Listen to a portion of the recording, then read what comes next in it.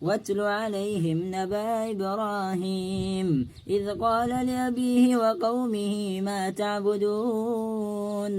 قالوا نعبد أصناما فنظل لها عاكفين قال هل يسمعونكم إذ تدعون أو ينفعونكم أو يضرون قالوا بل وجدنا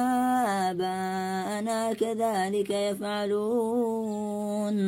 قال أفرأيتم ما كنتم تعبدون أنتم وآباؤكم الأقدمون فإنهم عدو لي إلا رب العالمين الذي خلقني فهو يهدين والذي هو يطعمني ويسقين وإذا مرضت فهو يشفين